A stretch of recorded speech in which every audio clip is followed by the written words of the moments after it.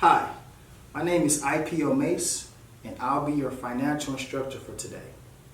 Today we'll go over various topics such as budgeting, money management, finance, investing, and mindset. First, we want to talk about mindset because ultimately, it doesn't matter what information I give you today, if you don't have the mindset to receive it, it won't do you any good. So let's go over how wealthy people think. The first thing that wealthy people think of is the most important asset we all have, time. Time is the one asset that you can never get back. You can get back money, you can rekindle relationships, but you can never get back time. And you often hear time is money. And basically what they're saying is the same amount of time it takes to make $100 is the same amount of time it takes to make $100 million. And so time is one of the most critical assets that we have, and we have to value it. The wealthy don't work for money. I know, it's a common myth. Save money in the bank, get out of debt, and live below your means. But I'm sorry to say that's really a myth. For one, wealthy people acquire assets, and then their assets produce enough cash flow to then fund their lifestyle. Debt is money, or rather, good debt is money.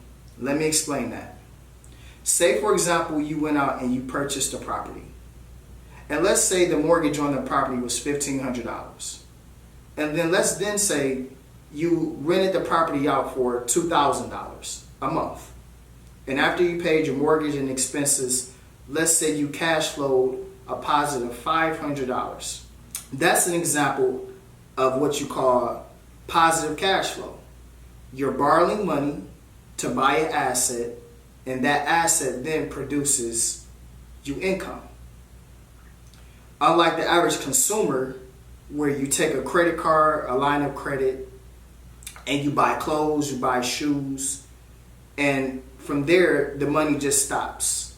You don't sell them, you don't trade them off, you literally buy them to wear them, and now that money is gone. That's what I mean by wealthy people use debt to become wealthy. Wealthy people never save money just to save in order to build wealth. They save money for a purpose. So whether it's to save for a business, save for an investment property, save to invest in a certain company. They save money for a purpose to essentially leverage that to put it out there to somewhere else to get some cash flow back. So they don't just save money just to save. Okay? Last but not least, wealthy people not only use OPM, other people's money, but they also use other people's time. Think about it.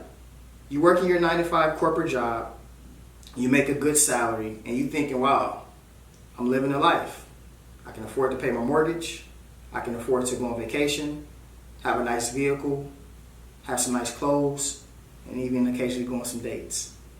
But in reality, if they're paying you $100,000 each year, how much do you think you're worth to them? How much money do you think you generate for them to pay you a $100,000 salary? That's why we have to realize in terms of mindset that wealthy people don't work for money. They use other people's time. They use debt to acquire assets. And listen, they don't save money just to save. Let's go to our next subject. Habits. Habits are the number one determining factor in your success. The late, great Kobe Bryant, my favorite basketball player of all time, often advised that what you do on a daily basis is what's going to determine your future. Now, why do you say that? Well, just think about it. If you commit to your craft, if you commit to something, and every single day you work at it, eventually you're going to get better. Whether that's eating right, whether that's going to the gym, whether that's managing your money, but that's your spiritual life. Whatever you do on a constant daily basis is going to increase your output and get you better. And so oftentimes we wonder, why am I not where I need to be in life? Check your daily habits. Check who you're hanging out with. Check what you're spending your most time on. Are you on a couch watching Netflix? Are you eating chips all day? After work, do you just go to sleep? The 1% understand this rule. Warren Buffett, today, as he's worth over $100 billion, still reads 5 to 6 hours per day. And you know what he reads? He reads financial statements. He reads financial statements of companies that he's invested in or potentially invested in. And so there's a direct correlation to why he's one of the wealthiest investors in the world in his daily habits.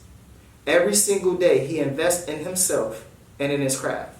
And so in order for us to reach our potential, we have to increase our output and we have to get better with our daily habits.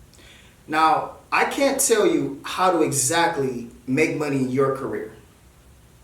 God has given us all talents, all gifts inside of us. And it's up to you to operate in your purpose. See, oftentimes we look at our bank account, we look at our environment, we look at the surroundings, and we look at those things and we devalue ourselves as human beings. But I want to let you know, what's God put inside of you is worth way more than where you are today. And I can prove it to you. Look at Tyler Perry, for example. One of the most influential film creators of all time. Before he became a billionaire, Tyler was struggling just like everybody else. Homeless, sleeping in his car, trying to scrape up for food. He wasn't, as you say, living the lavish lifestyle. But he had purpose. He had a drive. And he had a passion. And one day he decided to commit to that passion and he started writing stories. And as he began to go on, eventually he was able to create a play. In his first play, only 30 people showed up. 30 people. Tyler Perry. But he didn't stop there. He didn't allow the 30 people to discourage him from his purpose. And what did he do? He had persistence. He kept going on and on and on and on until eventually he got his big break. See, he didn't allow his circumstances to determine his future. He didn't allow that he didn't have the resources that he needed in order to be successful to stop him on his God-given journey. And the same thing for you. There's something special about you. You have gifts. You're a millionaire. You're a billionaire. But you have to find out not only what you're passionate about, but you have to commit to it. You have to go hard at it every single day in order to become the best. When you operate in your God-given ability, money follows. Money follows mastery. I'm going to say that again. Money follows mastery. It's the reason why Michael Jordan, billionaire, was one of the greatest basketball players of all time. Or Tiger Woods. Or Floyd Mayweather. Or Warren Buffett. They all committed to their God-given ability and they executed on that task.